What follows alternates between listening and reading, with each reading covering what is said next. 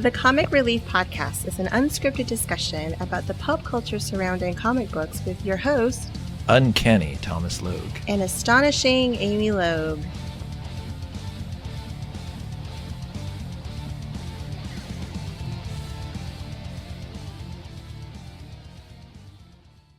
All right, so Amy and I just got done seeing X-Men Dark Phoenix. So if you've not seen it, stop. Spoilers ahead.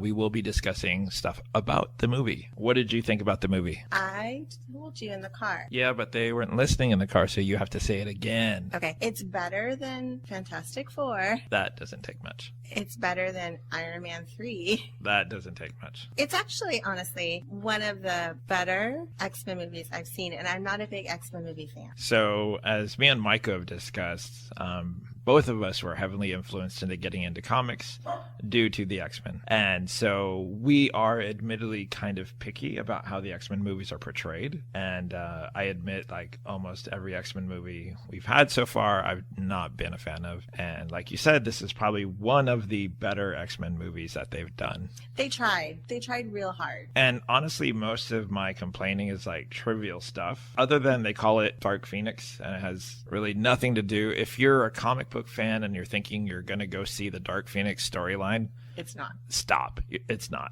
It's not even close. It's not even remotely close to the Dark Phoenix storyline. One of my gripes with the movie was when Jean Grey first goes to Magneto after she's left Xavier. Why don't you start from the beginning of the movie? Because that's like right smack in the middle. Yeah, but I'm talking about a gripe I had. Okay. Because I'm talking about like the gripes we've had in the past with the movie. Ah, okay. And this is kind of small and trivial, but when she goes to Magneto for help, and she's like, you know, I need you to help me, and she's got Raven's blood on her, and he's like, whose blood is that? And she's like, I'm not going to tell you. Whose blood is that? I'm not going to tell you. And then the soldiers show up, which seems to be the most common enemy of the X-Men. Like every time, it's always freaking soldiers. But when the soldiers show up, she loses it, and she starts doing weird stuff to the helicopter, and like makes one of them crash for reasons I don't understand. And then she starts doing something with the second one, and then Magneto's trying to do it, and that whole exchange of them like trying to control the helicopter seemed very odd. And then he finally yells to the men, get in the helicopter and get out of here, and then he shoves the helicopter away real far, and then she goes, oh, I thought you were going to help me. Like, you literally just went a little bonkers, and then you're like, oh, I thought you were going to help me. Like, it was like a child. I don't know, it felt odd. I didn't feel that writing at all. I didn't understand it. Do you want to start from the beginning of the movie? I think it would make more sense. Okay, well, you start talking about stuff about the movie, and I'll chime in. Well, the beginning starts with basically how she kills what she thinks is her parents. It is her parents. Well, I know. I'm just saying how she thinks she kills her parents. So, you know, how she kind of like starts to lose it. And I think it's actually in part of the trailer. So everyone's kind of seen that part or whatever. And then Charles comes to the dad, which you don't see initially, but you'll see in flashbacks later in the movie. And he takes Jean and basically raises her. Yeah. And he puts up blocks in her head that protect her from the reality of what she did. So in essence, she was like, I don't know, she looked like she was 8 years old. So her mom and dad are driving the car, and her mom's driving, dad's in the passenger seat, and it's 1975. And she was arguing about, like, not really arguing, but discussing about how she wanted to listen to something different on the radio, and then suddenly the radio station just starts changing on its own. And at first the mom thinks it's the husband. He's like, it's not me. And then it changes, you know, she moves it back, and then she changes it again, and she's like, Jean, is that you? And she's like, it's not me. And then you know, they put it back to the other station, and it moves again, and then they get into like a little bit of an argument, and then she yells silence. And it looks like just at that point that the car gets into an accident, like it veers off, hits the truck, and mom is clearly dead because her neck looks snapped. Yeah, but she says silence to like basically her mom, and she does that thing where her mom passes out. Right, but it doesn't look like that when you initially see it. Right. That's what I'm saying. Yeah. Then later on in the movie, you get another flashback of that scene, and you get like a different perspective where the dad is still awake, where he tells Jean, oh, you want it? Look all the way into my head. And then you see that perspective where it looks like the mom is suddenly put to sleep, and that's what causes the car to veer off. Because she was driving. Yeah. I guess we could just fast forward to basically... You literally said start at the beginning. No, that's what I'm saying. Like, well, then Xavier raises her, but Right. we don't go through like her grade school or anything like Yeah. that. We fast forward to like 1990 something, right? Yeah. Like basic with the Challenger. Yes. So the group's a team now. It's well, Jean Grey, Cyclops. Mm-hmm. It's Beast. Yep. It's Nightcrawler. Yep. It's Storm, and then Mystique And Mystique as as the the leader. field leader. as the leader. And so. And Quicksilver. Oh yeah, Quicksilver's on the team also. So, and then Hank is there too. So the Challenger goes up into space. Everything's looking good. at Everything's first. looking great, and then it runs into what they think is like a solar flare or something, right? Yeah, they see something on the scanners and they're like, hey, there's something in there. And then suddenly the Challenger loses communication.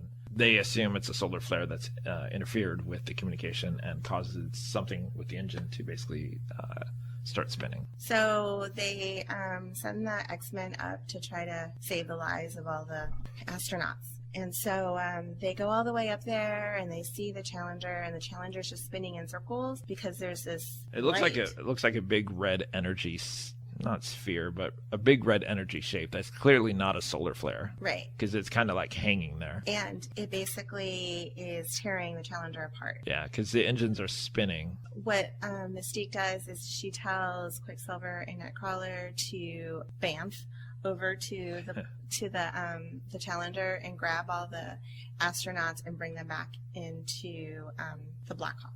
You were so close. Blackbird? There you go. Blackbird. SR-71 Blackbird, which is customized to go into space for the X-Men. So so they all bamf back and everybody's great and yada yada yada yada, and they have like a minute to get out of there.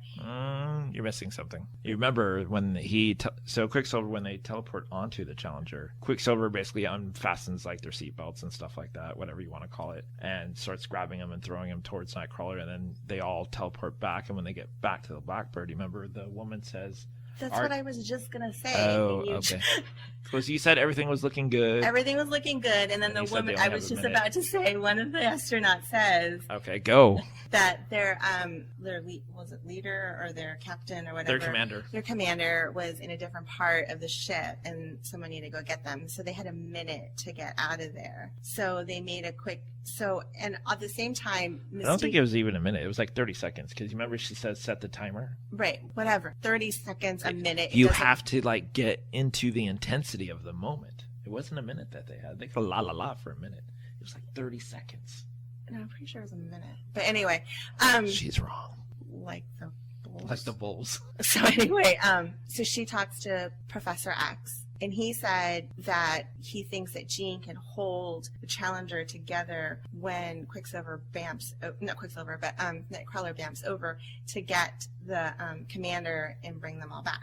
Yeah, because the Challenger's literally the quote unquote solar flare is now moving towards the Challenger, so the heat level is like rapidly rising. So that's why they only have like 20 seconds to get in and out, because the heat level from the solar flare, I'm using air quotes, you can't see it, is what is going to rip the Challenger apart. So he does that, and Why did you give me a dirty look? That's because literally what it was. no, because you went from 30 seconds to 20 seconds now. Well, they teleported. They've burned 10 seconds now. Anyway, It was probably 20 anyway. so anyway, he bamps over, he gets him, and then right when he goes to grab Jean, everything kind of explodes out. He bamps himself back with the commander back into the ship, and Jean starts to basically absorb all the red energy that's out there. And then she starts to float out there, and She's just floating.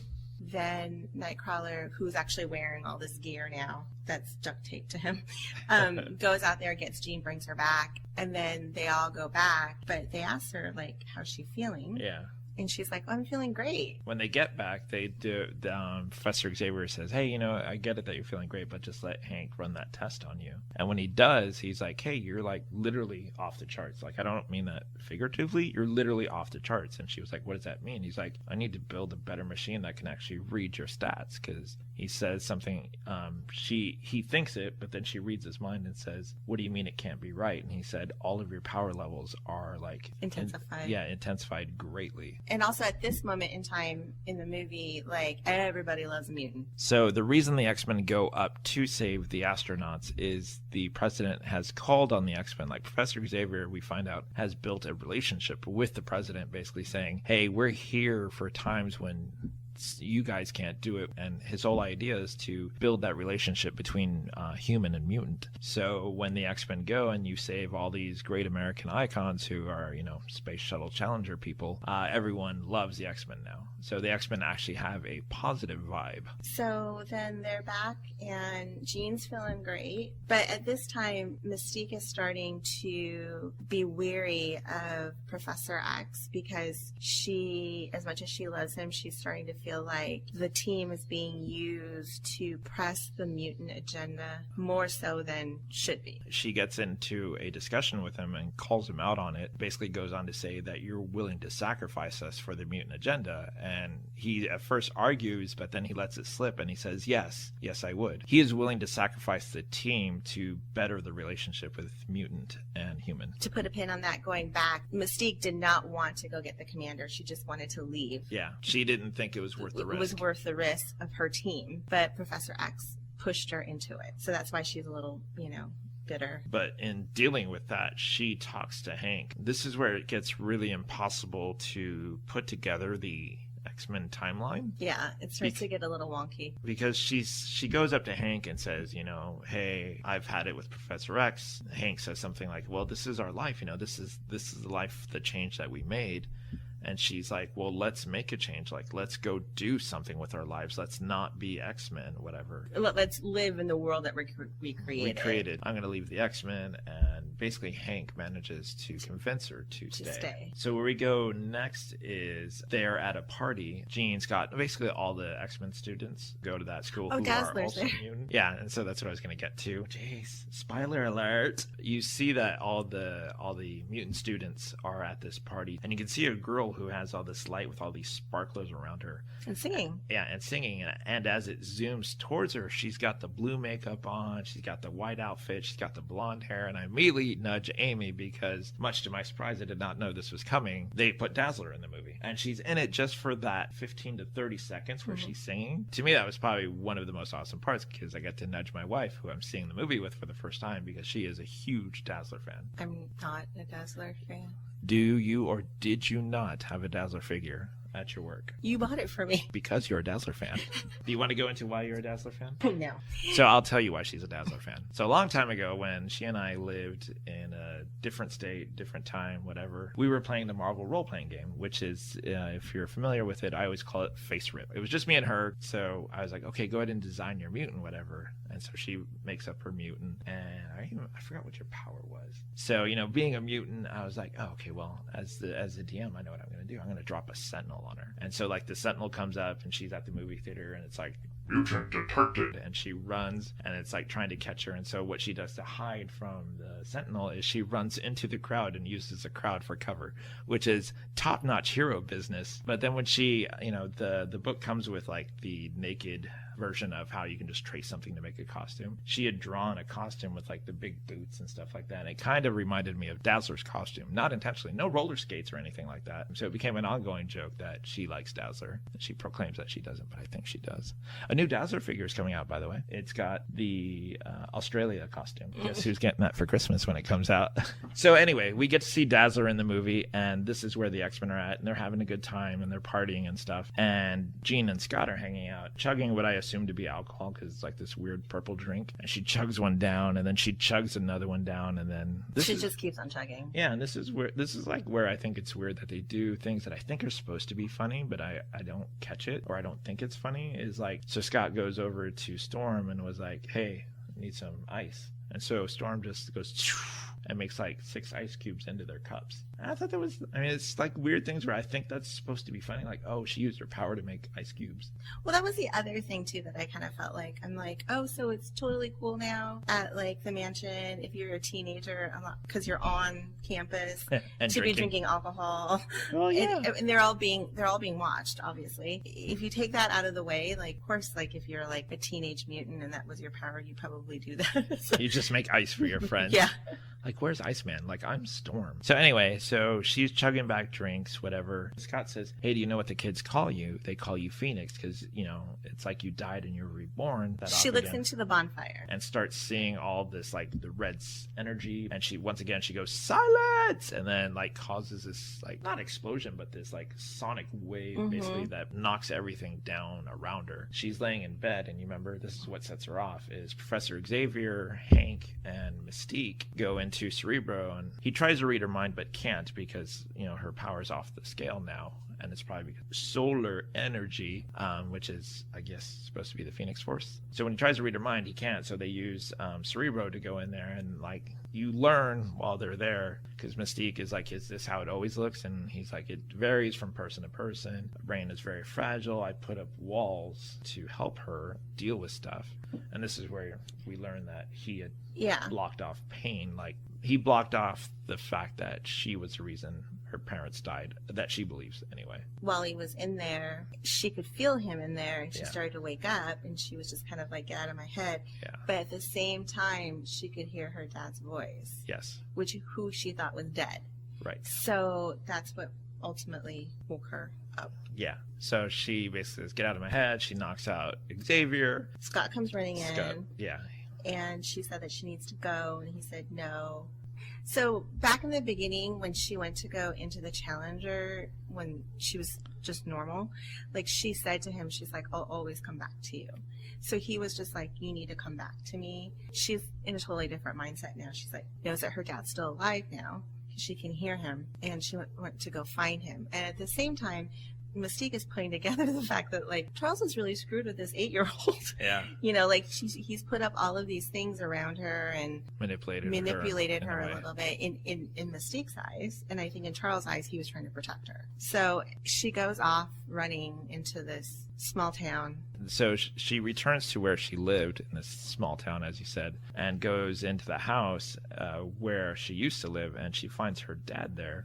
And her dad is, like, shocked to see her on, you know, his front door. And you can tell he's very nervous being around her. Like, it's clear that her being there was a shock to him. So she notices that there's literally in the house, there's not a single picture of her. It's only a picture of her dad and mom together. So Jean confronts her dad and was like, why are there no pictures here of me? Like, you never went looking for me. You never searched for me. And, like, gets angry, and her skin starts to rip with the fiery energy. She says, why didn't you ever look for me? Don't lie to me. I can read your mind. And that's when he says, well, go ahead and look in my mind. And like I said earlier, that's where we see the flashback again of, you know, them being in the car when she's 8, and the car flipping when she says silence, which puts her mom to sleep, and she realizes that she's the reason that the mom is dead. Meanwhile, back at the mansion, a part I think that we skipped that we probably should start to integrate now is there's this random dinner party at a beautiful house. Yeah, this is another problem I had. Yeah. And while you go into the party, you hear the dog. It's just like barking and barking and barking and barking.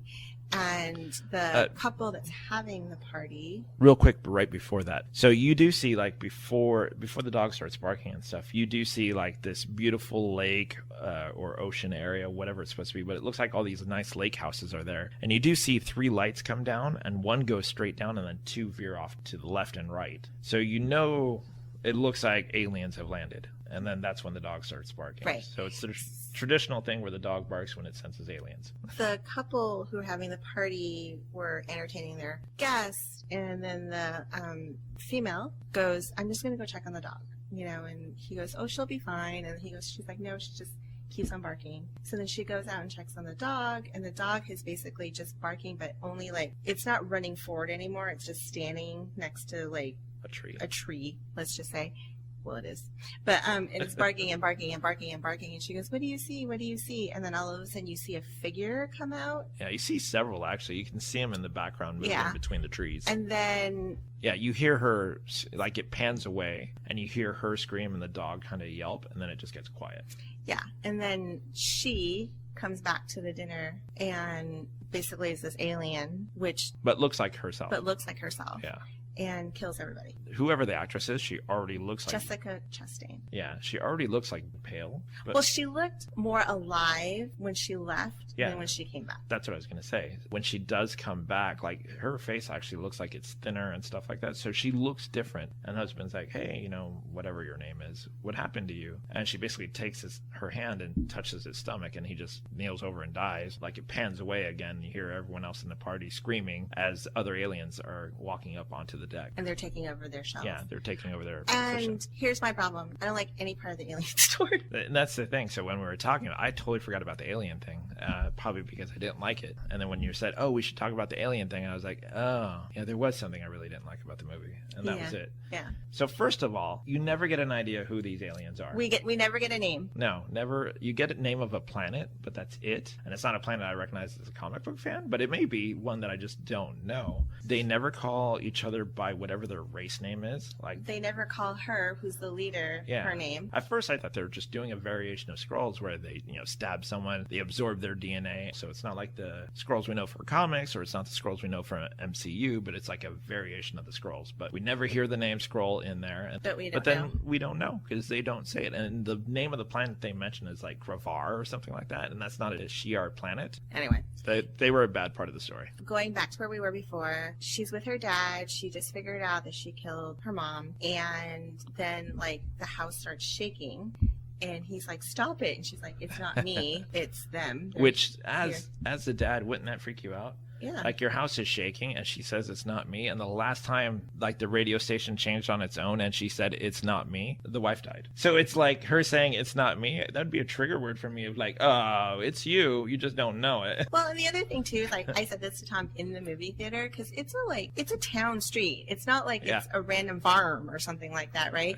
But apparently they can park that like plane anywhere they want to. The SR-71 Blackbird. Yeah, it just can Which is fit. not a small plane, it's a No. big plane. It basically fit into like a driveway. Yeah. I was like, okay. Literally all you see is the front of the plane and them getting off, and you're like, where are the wings? Like, how did they park this? So she starts to freak out. She says, He shouldn't have come. "You shouldn't have come." They're all trying to like Talk her down, Talk her basically. down. Poor Scott. "Come back to me." Jesus. Yeah, you said you'd come back to me. Come back to me, Jean. And one by one, she just kind of flings them off. Charles has no power over her anymore because he can't even see into her brain. So the last person. Before we get to the last person, what I love though is it looks like Beast has a taser gun. I'm assuming it's more than a taser gun, but it literally looks like a taser gun. It was just weird. And here's another problem I had with the whole thing. She hadn't done anything yet. Like, she hadn't like started destroying things yet. Yeah. You know? But all of a sudden, out of nowhere, 3 police cars start showing up. How did they get there so fast? My assumption is, as we said, it looks like a small town. It looks like a rinky-dinky, like this is a one-stoplight kind of town. So what I assume triggered those cops was not the fact that it was Jean or anything like that, but I think the parking of the SR-71 Blackbird is what triggered the cops. Okay. I mean, That but makes that's a little more sense. that's my only logic, is that cops basically saw a plane land in their town and were like, but I don't know why they would have their sirens wailing or I anything. know. So the sirens basically triggered her. So then the team starts to try to tell her to calm down so they can leave. She starts to freak out. And so she destroys the police car. She starts flinging people places. It just becomes like a hot mess in this town. It literally goes 0 to 10 in like a heartbeat. And then the only person that starts to get close to her is Mystique. So Mystique's getting closer and closer and trying to talk her down and talk her down. She flings Mystique away from her, and she literally flings Mystique right through a 2x4 that's been cut in half. So we get to watch Mystique die, which is probably one of the better parts of the movie. I felt like it was like they were trying really hard to like do the play from like Endgame where people are starting to die now, you know? Yeah. And I tried really hard to feel sad or any emotion, No. and there was really none there. Well, even when Beast talks to her. Oh, yeah, and she's like trying to say I love you. Mm-hmm. Yeah, she's like, I can't get any air in my lungs. Well, if you didn't say I can't get any air in my lungs, you might have been able to say I love you. It might have been really funny if she did like the The whistle. The whistle.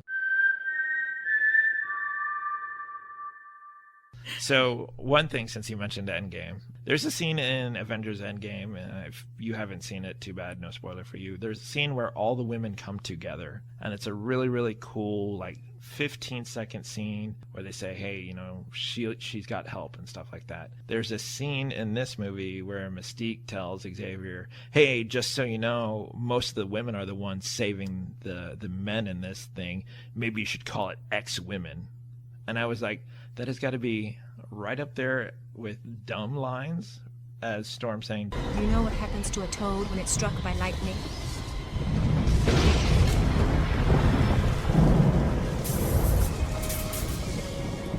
The same thing that happens to everything else.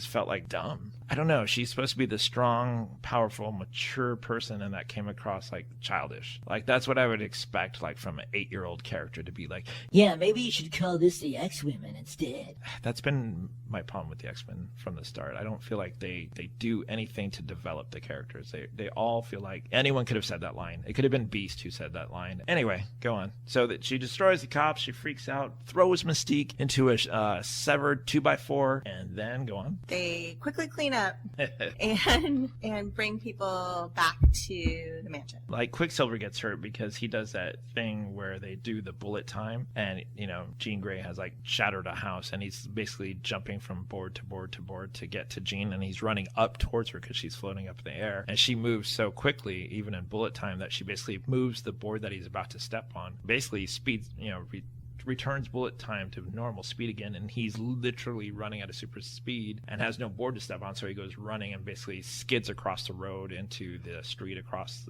the way. And so he's literally carried out on like a little hospital bed thing by the X-Men, and then Beast is seen when they're leaving the plane. He's basically carrying Raven in his arms. So then they bury Raven. And that's the thing. So, like, even Professor Xavier's speech about Raven was not even like a tearjerker. Like, there were no tearjerker moments in this movie. There should have been. If these characters were done correctly, I feel like there should have been plenty of tearjerking moments.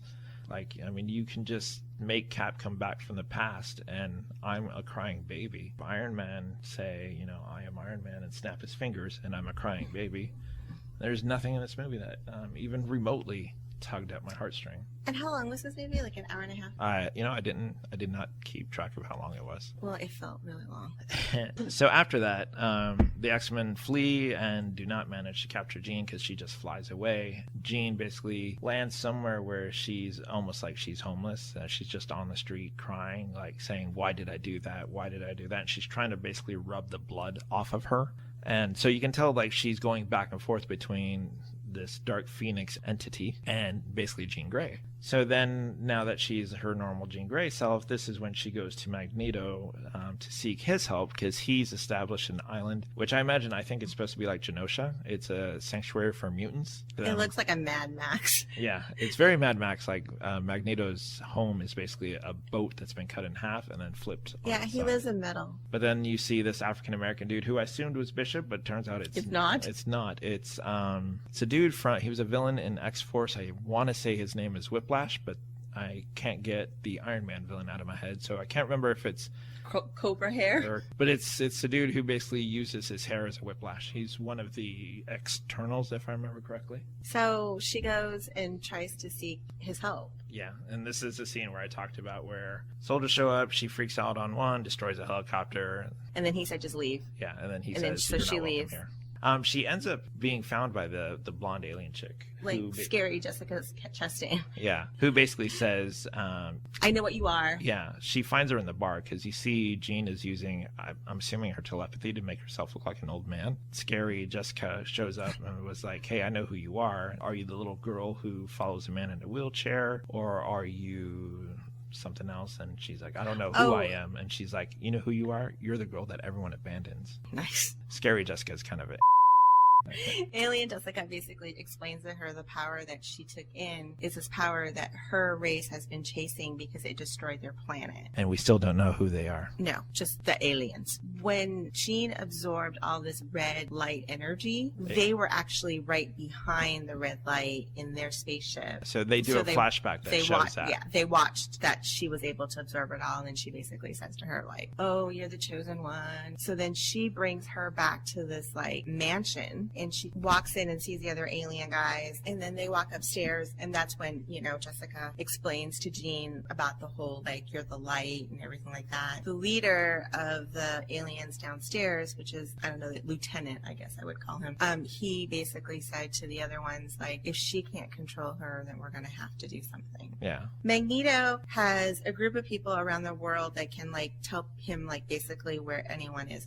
at any time. And Professor X taps into Magneto's head, and then when Magneto figures out where Jean is, then that's when basically the X-Men figure out where Jean is. One thing we did skip is by this point, Hank has left the X-Men to join Magneto. He wants to kill Jean Grey. Let's just like, so they all end up together at the park, literally across the street from the mansion in New York. Yes. And they're fighting each other because there's 4 of them that want to kill Jean and 4 of them that want to save Jean. Right? It's great how that worked out. Yeah, totally. So they're fighting. There's a lot of like fighting to be the person that goes through the door first. Trains are being pulled up. Yeah, and so Magneto pulls out, what is that called? A subway yeah, train. Pulls up the subway. He pulls up a subway train from underneath. These poor people that were just tourists on a bus. But was really funny to me, like these little like nuances that I guess when you're watching a movie that you're kind of bored in, you start to look at it more. If somebody like is having this epic fight around you and you're on a tourist double-decker bus with no top, on the second, and poop's just flying everywhere. Yeah, Not literal poop, like just like there's just stuff pieces. flying everywhere. Don't stay up there. Yeah. Go downstairs. Yeah, but they're tourists. Maybe they're like they're photo op, selfie. When the subway came out, there were people in the subway, and the subway people like made eye contact with the bus people. Yeah. The guy who I thought was Bishop, and I'm calling Whiplash because I can't remember his proper name. The scenes with him fighting were actually really cool. I actually thought they did a good job. I was like a dude who controls hair, but they did a good job making his power look pretty cool. Yep. So I don't. I can tell you agree so much. Well, I didn't really care for the whole thing, but okay. Not like I didn't care for it. It's just I felt like that fight went on too long. Nightcrawler ended up bamfing in Professor X into the foyer. Evil. Is it foyer or foyer? I've always called it foyer. It's spelled like foyer, but I think it's foyer. I've said it wrong all my life, and no one's corrected me. So they're on the top of, the stairs. The banister. And Evil Jessica and Jean Grey are having a conversation. A heart-to-heart. And they're having a heart-to-heart. Evil Jessica is basically telling her everything that she can do and accomplish. And Professor X is like, don't do it. Relax. Don't do it. When you go through it. But Jean's like pissed. Wow. So, well, first of all, she like pushes Nightcrawler away. And then leaves Charles there. And then he says, Jean, you can control this. You can do anything you put your mind to. And then what does Jean do? She said, I need you to walk to me. Yeah. And he says, I can't do that. And then so she pulls him up off the chair. She destroys his chair. And then she makes Professor X walk up the stairs. Yes. And I don't... Like in pain, too. In pain. Like and his I don't... legs, he's like a puppet, basically. So he's kind of just being dragged.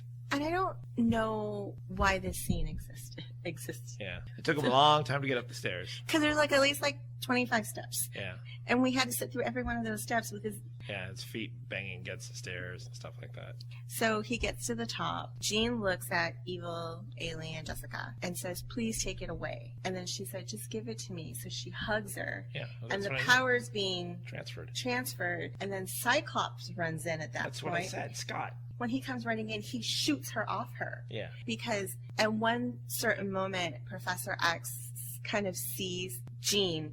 First of all, he sees evil Jessica and realizes at that moment she said, "We're going to destroy all of you." Yeah, and then he also says, "What are you?" Because I don't think he can read her mind because she's an alien. Right, and then that's when he told Jean, he goes, "You need to let go. You need to let go," because had Scott not like hit her zapped her, the movie would have been over. Yeah, she would have got So complete power.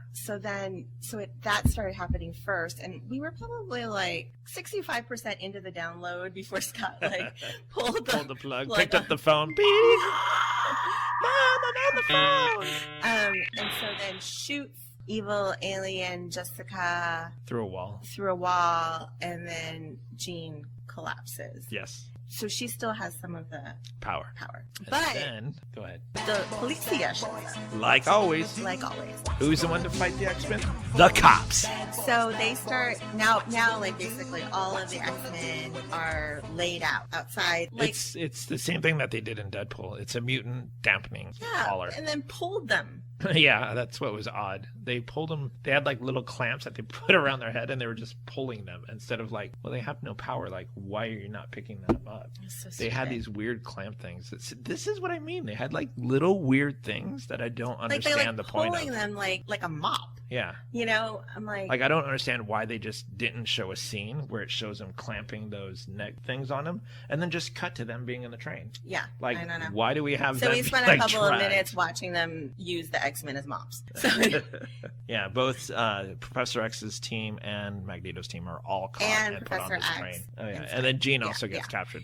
So then they put them all on The train, the train. which is now being escorted by helicopters because helicopters have worked so well in the past fighting the X-Men. Where are they taking them? Probably just a government facility. Who knows? Like They the local jail? Yeah, they never really say, but it's obviously like government officials who have come in and basically taken the mutants somewhere. Oh, because they do talk about when Jean loses her the first time and kind of destroys the little town. This is how quickly apparently people turn. Is in the news you hear in the background that they're going to enforce mutant sanctions once again, even though just a moment ago the X-Men were heroes. Hooray. Now they're going to impose mutant sanctions on anyone whose power is considered, essentially anyone power who is dangerous is going to be sanctioned. So this is probably where they're going to take them, is to some mutant concentration camp kind of thing. Crazy how fast their government works. Yeah, crazy, right? We can't get anything done that quickly. They're going to build a wall. Yeah, they're just going to build a wall. We don't know who's going to pay for that wall around the X-Men, but The mutants will. we're going to build a wall, okay? So they're all on the train. They're all awake now. And one guy, What's so interesting, I don't know if you caught this, speaking of when they're all shackled up, did you notice that they had a shackle on Nightcrawler and they also had a shackle on his tail? yes, That was so bizarre. Like, how does his tail not just slide out of that shackle? It didn't look like it was like airtight. I don't know, whatever. in the moment they're in this train, Professor X and Cyclops start to tell everybody else that it's not Jean, but it's this like, That he saw the and real then, Jean then for a there's moment. like, it's like an alien. Yeah. And they buy it pretty quickly. There's no like aliens. Because they've not run into aliens yet in the X-Men universe. What you'll notice when the policemen walk in is one of the guys looks at Nightcrawler and he says, "You're my son's favorite." Like Yeah. that. My And- son believed in you. Yeah, and so that'll come back to play later. It's probably like the saddest moment was that scene when it comes back. Lo and behold, aliens show up. The aliens catch up to the train without the helicopters spotting them or anything like that. They were inside the tunnel, I did not notice and then you started to hear the boom, boom, boom, boom, boom, that. boom. They get around really quick. They're very fast. They are coming for Jean. So they start fighting The inside the train. At this point, you know, the X-Men are like, there's no way that you're going to beat them without us. And then they're getting closer and closer. And then that one guy that told Nightcrawler that he His was son his, believed in him. yeah, was the one that actually let them all out. They are literally using machine guns to try to shoot these aliens, and they're literally healing as quickly as they're being shot. I can't tell, like, when they were fighting, if, like, they got thrown. Did they come back? Like, Some of them did. Some of them did, right? Because the girl got thrown off, and somehow she caught up to the train again. I know. It's just like, it was like a weird, like, I don't know. It was very weird. Professor X, who has no chair now, told Scott, "You need to bring me back to Jean." So they're like limping back there, Yes. slowly to get to Jean, because obviously Jean's on First train. the first train. So then the aliens are attacking, everything's going crazy, and one of the female aliens that we see from almost the start of the party stuff, she goes to punch the guard who let the X-Men and Magneto's team out, and the one who said, "Hey, you know, my son believed in you."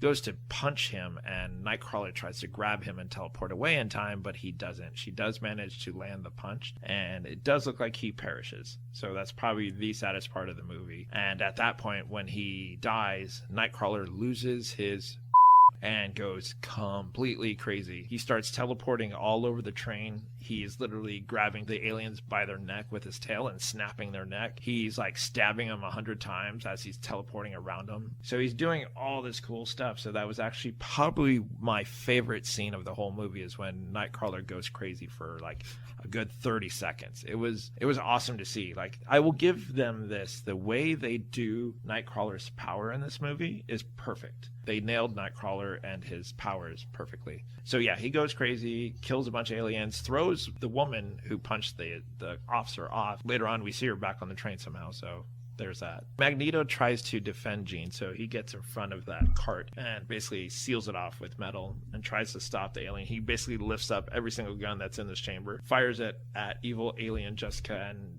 fills her with bullets, but she just keeps walking and walking, like doesn't even slow down, shows no sign that she's even an ounce of pain. And so she flings Magneto aside, and she gets into the cart, and she flings Scott aside, and then it's just Professor X, Jean, and her. yes, And then Professor X, he says, I can't get into your mind, but you can get into mine. And then she reads into his mind about all the good things that have happened and how things really happened. Yeah. You know? And she realizes that he did not do it out of malice. Right. He did it out of love, actually. She's like, you want this power? And she just breaks her own chains, floats up in the air, and then takes the back carts and just squishes them all. You remember, she protects the X-Men, she puts them all in like circular like globes. Yeah. And then just squishes the rest of the carts. But the rest of the X-Men are basically seeing like all this stuff being squished around them. And she basically takes the train and flings it off, lets it like crash off to the side, and then it crashes into, I don't know, looks like a construction yard area. And then that's where, you know, Jean's like fighting off aliens, like basically turning them to dust. They're like all trying to jump on her and stuff like that. And she's like, stops them in midair, turns them to dust, stops them in midair, turns them to dust. So Somebody actually stabbed her. Oh, yeah. And she pulled out. Yeah, it turned to dust. It turned to dust. And so basically Evil Jessica catches up to Jean and they're fighting, and then Scott is too close to where all this energy is being emitted from, and you can see like the flesh on his hand is being ripped apart also, and he's like, Jean, come back to me. It's the only line. It's the only line he had to memorize for the whole movie is, where's Jean? And Jean, come back to me. Jean was ready to be like, you know what, whatever, if you want this power, it's yours. But then she sees that It's killing all Yeah, of her and- family. yeah, and the girl says, the evil Jessica says, if you kill me, you'll never be able to control this. You can just give me the power and it'll be all mine. And Jean knows that's not going to work also. So Jean and evil Jessica fly up straight into space, and Jean cuts loose.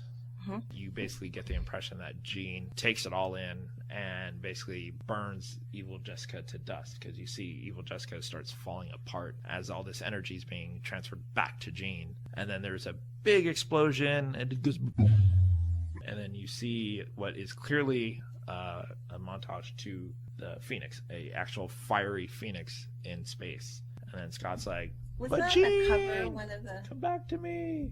We go to, Scott, and he's putting up a new sign. Yeah, you see Scott carrying a sign. It looks like he's walking towards the front. And immediately I knew they were making a reference to a fairly modern comic where they say it is the School of the Gifted, Jean Grey's School of the Gifted, instead of the Xavier whatever School of Gifted. So they rebrand the school as Jean Grey School. Beast has taken over Professor Xavier's place as Yep. head of the school. Yep, And headmaster. then all of the rest of the team basically are like, teachers. Yeah. This kid like runs by really fast, and Quicksilver's like, hey, no running. So that kid who runs by really fast, it just has that color from Mohawk. He is clearly a nod to a fairly new character that I can't stand called Quagmire, whatever his name is. It's QQ in the comics. Can't stand him. So anyway, School of the Gifted for Jean Grey and stuff like And so that. everything kind of goes back to normal. Yeah. And then the last scene you see is Professor X. He's in France, and he's sitting Parlez-vous outside. français? Oui, oui. He's sitting outside in a cafe drinking coffee, and then obviously Magneto shows up with a chessboard, Mhm. and he goes, One more game. one more game, and he's like, no. And then Magneto holds out both hands and he says, for old time's sake, and makes him pick one, and he picks the White one, yeah, and the then white Magneto. rook picks the black one. And then did you notice what is seen in the background as they're playing chess? Yeah, no, that too. But as they're playing chess, you do see the Phoenix streak across the sky. Oh, The fiery bird. I didn't see that. And then if you're wondering if there's any stingers at their end, no, there is not. I sat and waited, and there's only blackness. So in the beginning, when we were talking about this, you said that it was probably one of the best X-Men movies. But now that we've spoken about it, has your feeling changed? Now that we've brought up stuff that I think we both forgot. No, because I dislike the other movies more. So it's still one of the best X-Men movies. Real quick. So obviously I've mentioned that I'm a big fan of the X-Men comics. I began collecting X-Men at Uncanny X-Men 121. So I actually got to read the Dark Phoenix saga as it happened, as the issues were released. My wife was so fortunate. Did I make you read those? Yes. She read them, but you don't probably have them memorized like I do. No. It became very clear very quickly that it was not going to be the Dark Phoenix from the comics, which is fine. Comics frequently do that. They take a storyline that's sort of supposed to be like the Age of Ultron and completely change it around.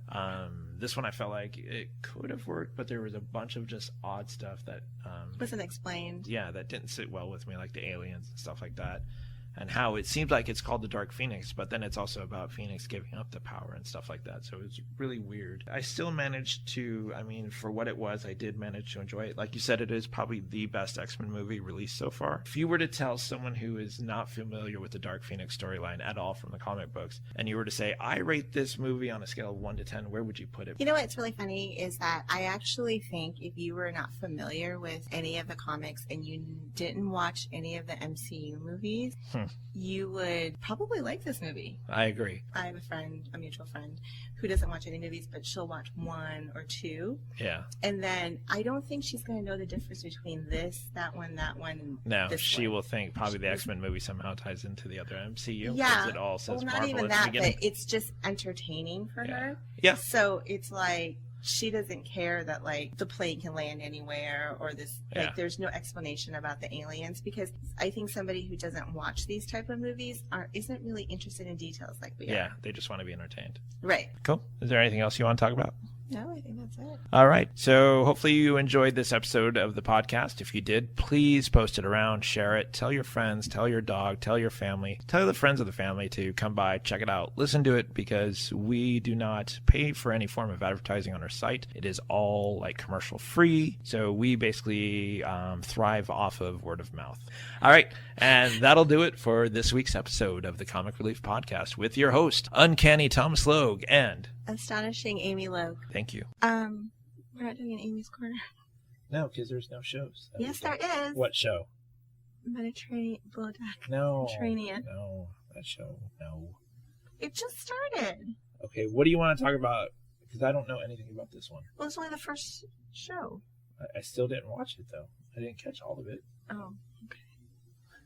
Do you want to talk about it? Just, you can if you want to talk about it. No, I mean, it's just, but the crew is like Captain Sandy. You know Captain Sandy. Captain Sandy, yes. And then Hannah.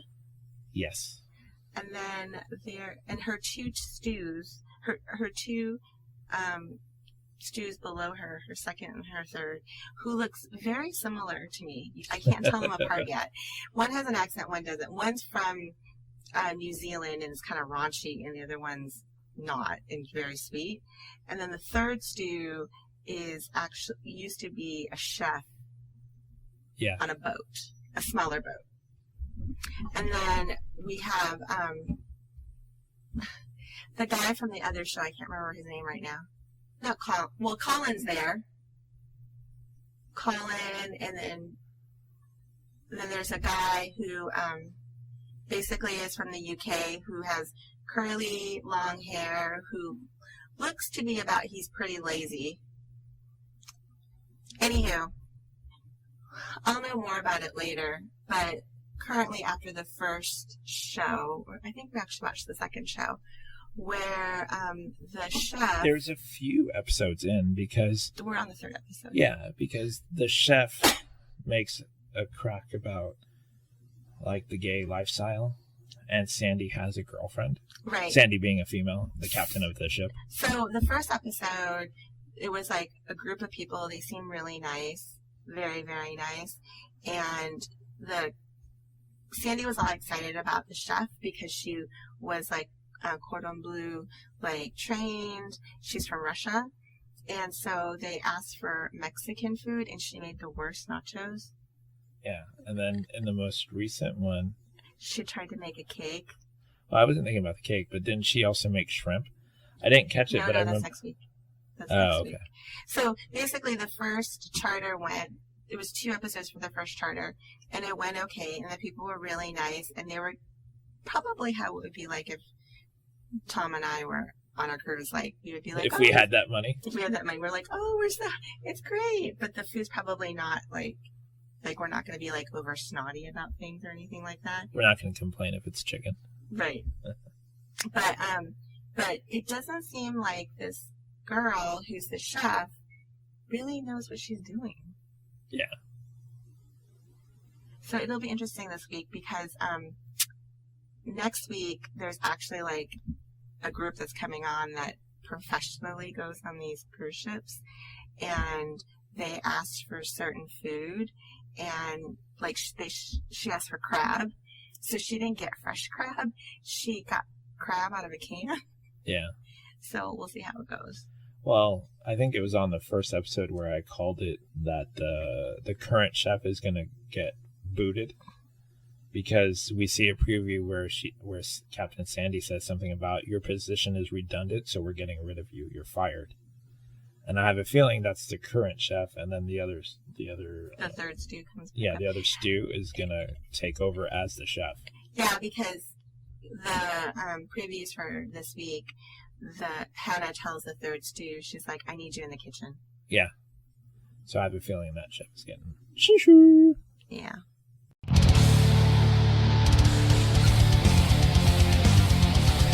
I'd like to give a special thanks to Adam Johnson, who did the heavy metal version of the classic X-Men animated cartoon series theme song that you hear in the beginning and the end.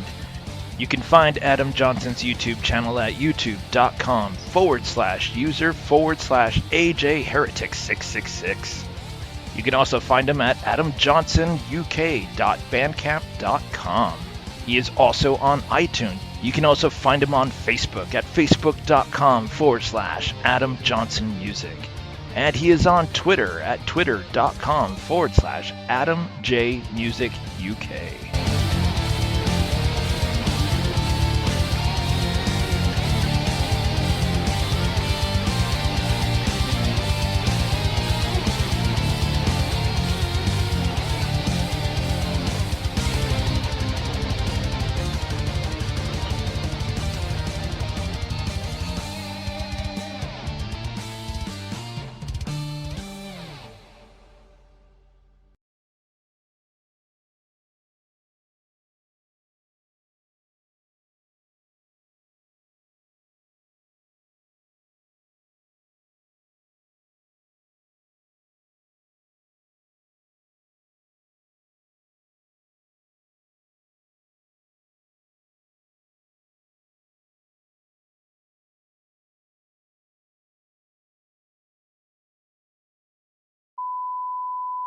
The Comic Relief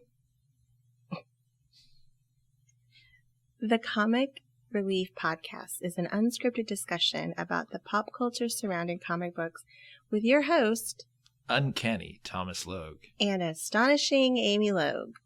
All right, read it one more time. The comic...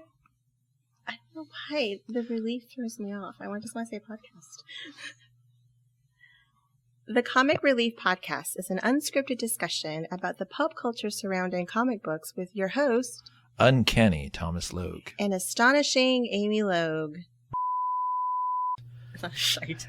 No, I was going to say Shire because that's how I always Yeah. used to pronounce it, but it's Shiar. And then, what did she do after that?